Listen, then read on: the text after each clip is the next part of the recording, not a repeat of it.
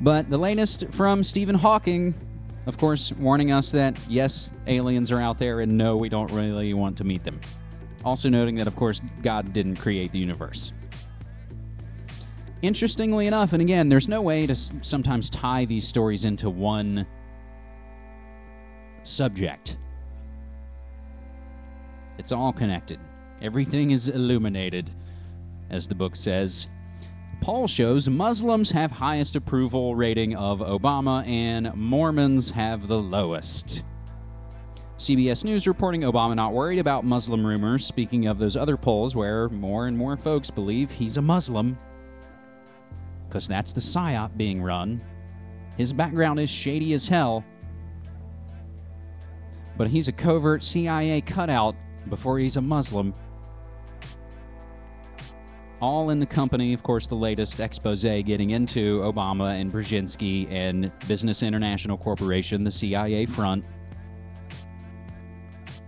connected to Barry Soetoro. But I've been getting stories from the Belief blog on CNN. Author says more teens becoming fake Christians. Feds investigate fire at the site of future Tennessee mosque. We get this from CNN as well, from KennySideshow.blogspot.com. Arson at Murfreesboro, Tennessee mosque construction site. News Channel 5 at 10. Good evening, everyone, and thank you for joining us tonight. I'm Scott Arnold. All right, federal investigators desperately want tips from you, the public, on that overnight fire at a construction site at a brand new mosque.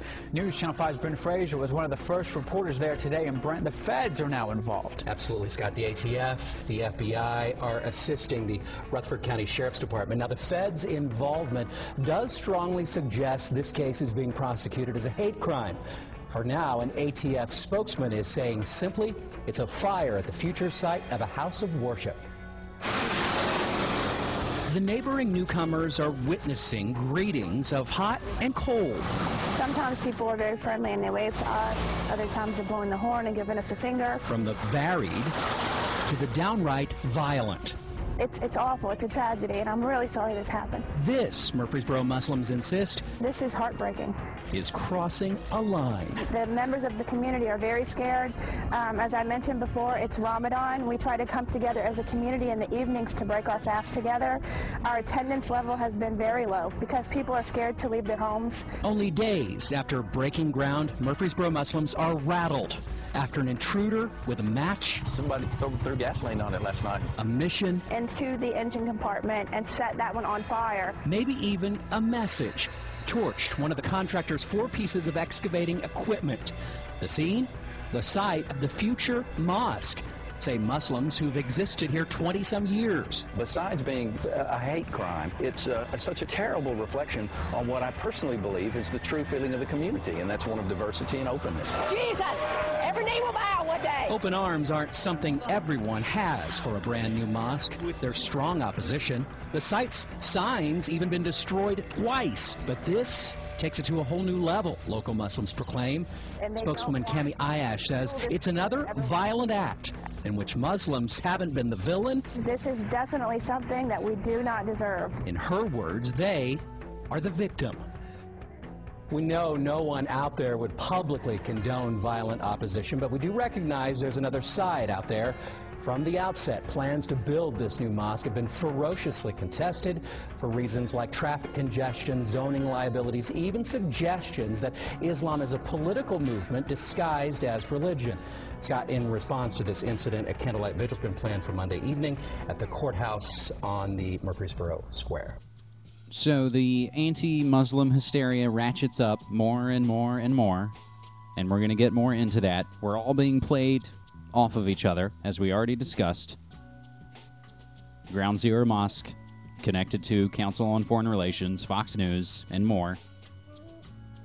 Tear gas sprayed outside funeral that Westboro Church was protesting. That's from kansascity.com. You know Westboro Church, they of the God Hates Fags protest. Probably the best picture I saw. And again, as long as we're talking about protests, a lot of times, and I don't know if this is one of those cases where you want to counter-protest, Like, oh, the Nazi, or oh, the skinhead, oh, the Ku Klux Klan. These groups are so small and marginalized, and as we've already discussed in the history of the 5 years of the website and the 4 years of the radio show, a lot of times these groups are actively run by the feds. KKK groups in Florida being run by the FBI. Again, just different levels of false flag activities. It's usually best not to give it the attention. But I did see a great photo of a counter-protest of the Westboro Church where someone else was holding up a sign that had an arrow pointing over that said, "Fuck this guy." From the Montreal Gazette, new documentary, Scientology, The Truth About a Lie, I think being played at a film festival in Canada currently. And we're going to close out our Holy Hex updates with a real winner. Satanists book the Oklahoma City Civic Center for a blasphemy ritual. Right now, a local group is planning a satanic exorcism in downtown Oklahoma City. Good evening, I'm Jessica Shambach. I'm Paul Folger. It is all happening at the Civic Center, and tonight some Christians are outraged. Eyewitness 2's Carla Wade talked with the man who organized that event. Carla? That's right, Paul, we did. The leader of the Church of the Four Majesties says that they've already sold tickets to the satanic ritual, which is scheduled to be held here at the Civic Center in October. We're exercising the gods of the right-hand path that have caused problems and for generations. Dressed in all black and surrounded by images and symbols most of us only recognize from scary movies, James Hale explains what will happen inside the Civic Center during what he calls a blasphemy ritual, a parody of a Catholic exorcism. The right-hand path refers to Christianity, Islam, the religions who believe if you're not with them, then you're going to an evil, naughty place and going to suffer, and you're not worth anything. Hale is taking an unusual path for many Satanists. He's open about his belief and says the public ritual, which he says is the first ever, will allow people to see for themselves what is usually hidden. With it being right in the middle of the Bible Belt, we figured keeping everything a secret was not the best idea. Their desire to try to get their message out, it doesn't surprise me. Trinity Baptist Church pastor Jeremy Stowe says he doesn't see the ritual as a threat to Christianity, but an opportunity to set an example. And show the community how we are to engage people who are different than us, and not in protest or crazy rallies, but in shining the light of Christ and loving them just like Christ loves us. Now, we also spoke to the city about this location, and a spokesperson tells us that the Civic Center is a public building and that the city does not discriminate against anyone who wants to pay to rent it out. Reporting live in downtown Oklahoma City, Carla Wade, Eyewitness News 5. Okay, Carla, the event takes place October 21st. Tickets are being sold. Invitations have been sent out to some area churches of other denominations.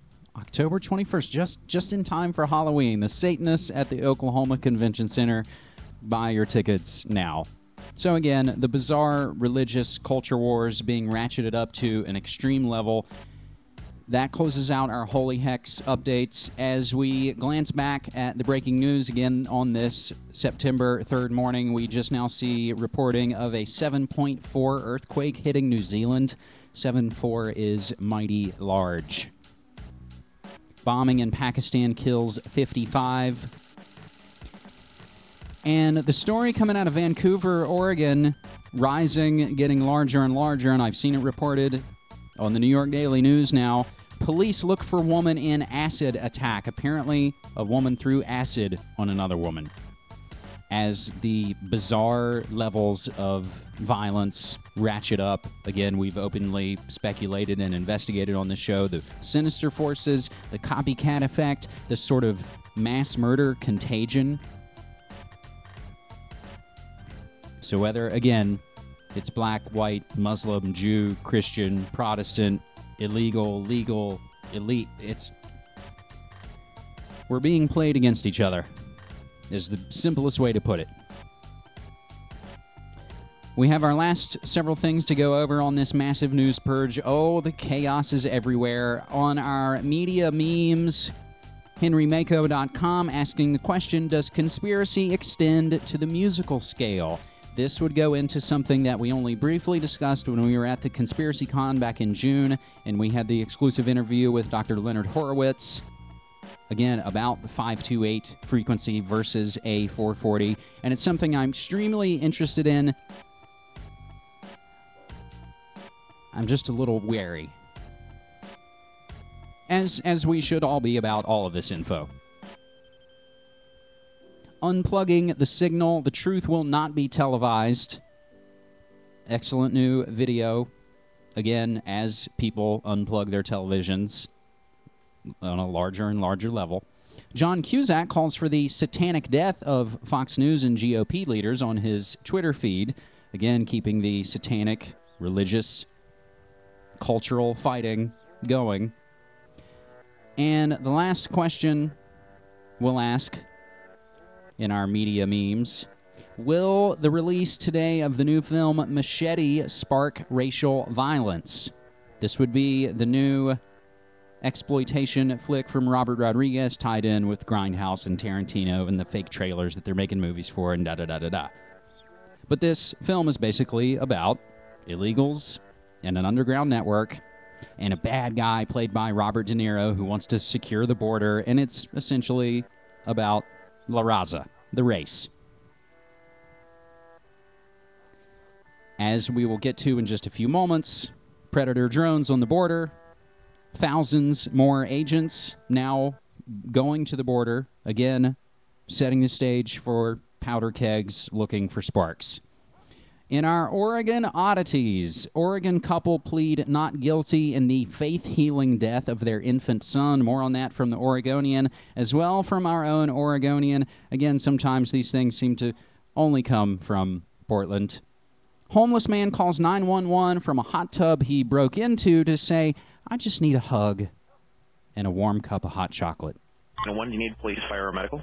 This isn't a joke. It's a medical fire. Hey, I'm in the Four Seasons pool over here in off of Murray and Allen, and it's a housing development. And I'm believe it or not, I am I'm the sheriff of Washington County, and I've been in this hot tub here for, I don't know, at least 10 hours, and I cannot get anybody to stop and let me out and get me. I got no towels or nothing, and okay, send some people to get me out of here, please. Yeah, we all right? somebody started that.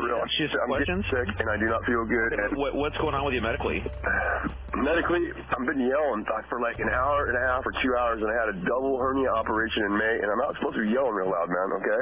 Okay. So I finally got sick of it and decided to get smart and pick up the telephone. No, I did not want to call emergency, but I don't know what else to do. Okay. Okay. No problem. What's your name, sir? My name is Mark Eskelson. Eskelsen, sir. Okay. And are you out there by yourself right now? I'm here by myself. People are walking by. They're driving by, but they all seem to be turning to deaf mutes for some reason. Okay. Got it. And so are you? How did you get in there? I got in there because the Beaverton police let me in here because they were next to me. That's why. And so they decided to leave me in here overnight. So here I am. I'm not really the sheriff of Washington County. Is what I really am. It's a resident, former resident of Four Seasons, not a resident anymore. Just send somebody. I need some help, man. Okay. Well, the officers are going to be there real soon. Then, if they're not there just yet, they'll be there pretty quick. So. No. Well, you're saying coughing real bad. You're coughing. So you're sure you don't need any medical help started at this point? You seem positive. I just need a hug and a warm cup of hot chocolate with some marshmallows in it. It'd probably be pretty nice. But besides that, I don't think I need any medical help now. Okay. I even lost the end of the clip. I was so entertained by it. There you have it, my friends.